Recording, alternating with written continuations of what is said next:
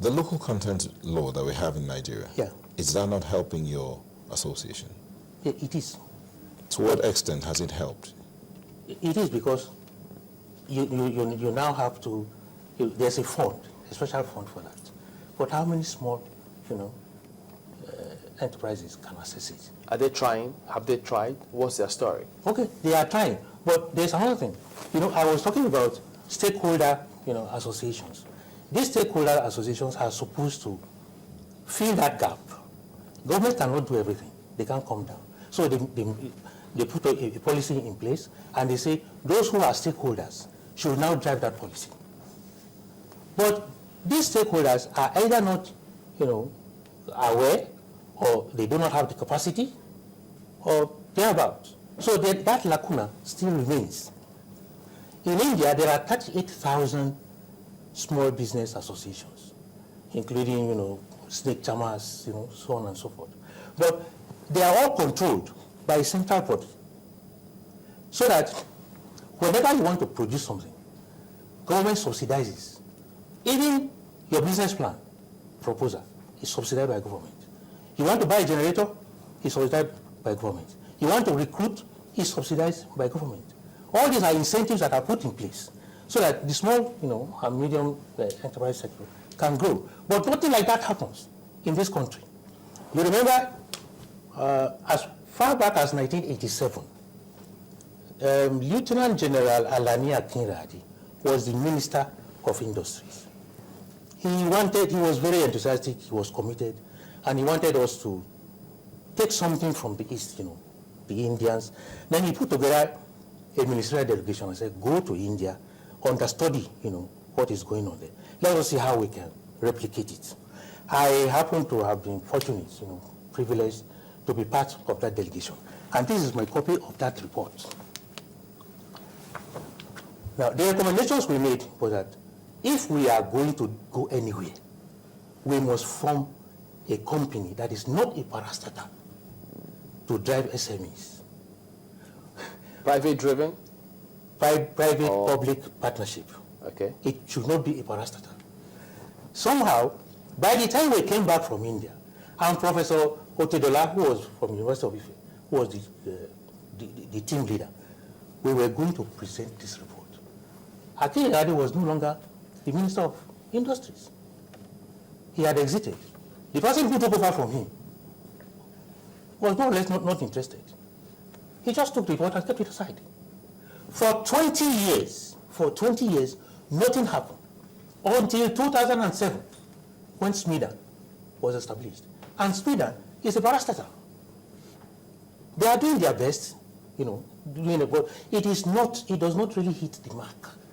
That is the point. So we decided to go back and use this paper as a blueprint to establish the micro entrepreneurs, association. And this will still be relevant? It will be relevant because it is very, very relevant. The paper you are holding, madam, I showed you a can, some can. I brought a can. Yes, we saw that. Go ahead. Okay. There's a lady in Akwa Ibom State called Mary John. She said for the past 10 years, after graduation, she didn't have anything to do. And that she's now doing a job where she's paying 10,000 naira a month. Of course, she can't live by it. And we said, no, that can't be true.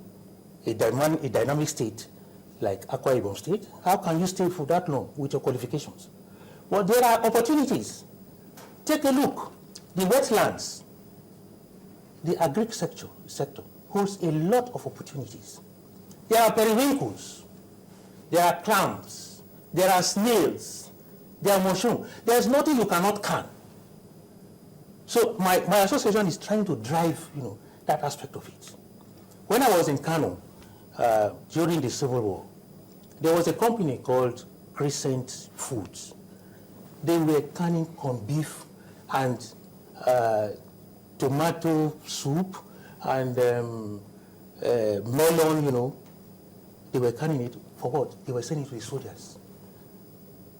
So in the war front. What did she do? Is she now canning and is she succeeding? We've asked her to get in touch with us. We have not had anything from her. She came to our attention about 2 or 3 weeks ago. It was published in one of the newspapers. We say it is possible because we have established, we've created liaison officers, who act between our, members and FIRO as far as transfer of technology is concerned. He's based in Lagos. Another one is based in Enugu. That one interacts with Broda. Another one is based in Kaduna. So these guys, when the members come to us and say, this is what we want to do, we say, okay, we will help you. We go to NAFDAC. We say, what do you have? Because of us and other demands, NAFDAC has created a small business desk. So all those... this demand. Yes. What about your members? Do they, in different states? Yeah, when they have this kind of challenges, do they look at the state policy, that's the state government policy, and see if there's any way they can, latch in or take advantage? And if not, they can then highlight some of these challenges in the media so that not when the politicians come and say they're doing one thing, whereas it's something else that's playing out somewhere there. Yeah, you see, politicians are very used to creating political jobs. You can't blame them because they want to show that they are doing something. But what about the stakeholders themselves? That's what I'm saying. The fault is not always outside. Some of it is we have to take responsibility. That is what we are trying to do. We want to stop blaming government, for God's sake. Let government run after you. So what your association now is strictly private driven? Of course. And that was the problem, that we had in the past. All those associations that were established by government, they were initiated by government, not by the stakeholders themselves. Because the stakeholders don't really have the time. They are doing their own businesses. If you ask them, what's your database? They don't have it. So now that you have set up this association, Yes. do you have the time to run it? Yeah. As a stakeholder, Take a look do at you me. have the time to Yes, I run do. it? Take a look at me. I'm 70 years old. This dress, this material is made by me. And then some other things. So I use all my experiences. Incidentally, I majored in entrepreneurship. I did my master's in the United States. And we have a patron who also has a PhD in entrepreneurship. And we are also in touch with several people who are committed, and driven by this. Okay, so we have the time. Besides the time, the issue of funding, in 2007 Smithland came out, but the issue of funding is one that many will be bothered about. How is it affecting these small and medium enterprises, especially in creating jobs? Okay, the point is this. You have to publicize what you have. One of the setbacks is awareness. The people out there are not they are not acquainted with the criteria.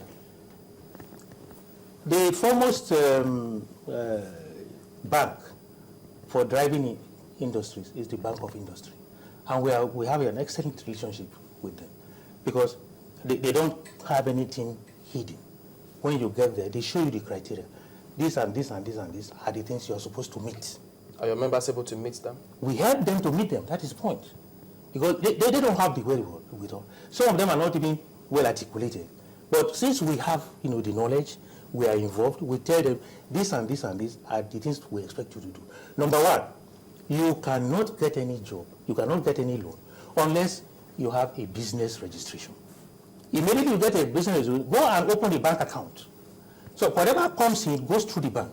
Whatever goes out goes through the bank. So it's easy to monitor the progress. There's no buju about it. But these people think there's always a shortcut. The Nigerian mentality. Do you know somebody who knows somebody? No. The Bank of Industry is very plain, and I'm very, very happy with them. They said they are financing equipment.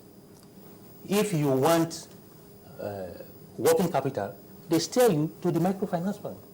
The Bank of Industry has a microfinance bank. So see, it's a win-win situation. It is now left for you to meet those criteria, those demands. And that is what we are helping them for.